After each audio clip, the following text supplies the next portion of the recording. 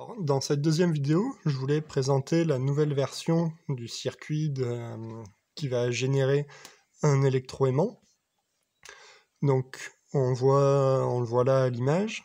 D'un côté, on a un circuit qui va clignoter avec un relais au milieu, dont on reconnaîtra bien le bruit du clignotant.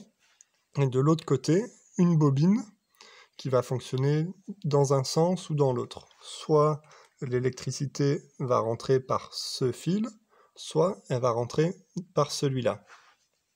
Et inverser la polarité de la bobine, ça permet d'inverser le champ magnétique qui va être généré. Soit le nord est ici, soit le nord est ici.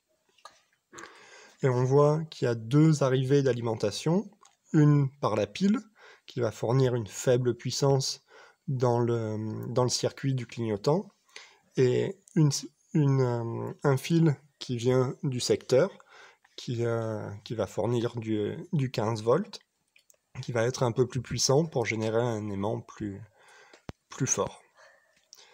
Donc, je vais commencer par activer le clignotant.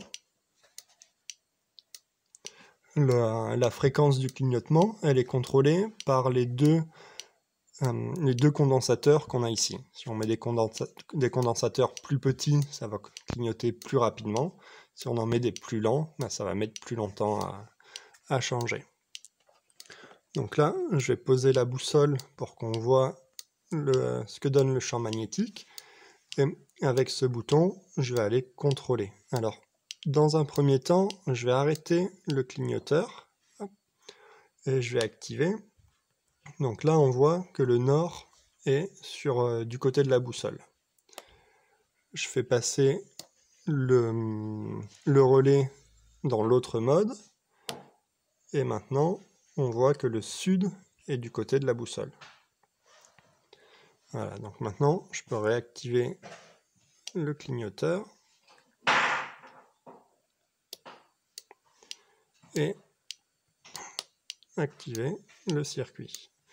Et qu'est-ce qui se passe?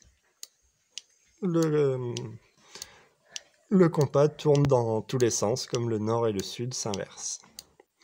Voilà, donc l'idée, ce sera après d'utiliser un capteur plus précis que la boussole pour aller essayer d'entendre ce signal à plusieurs mètres de distance.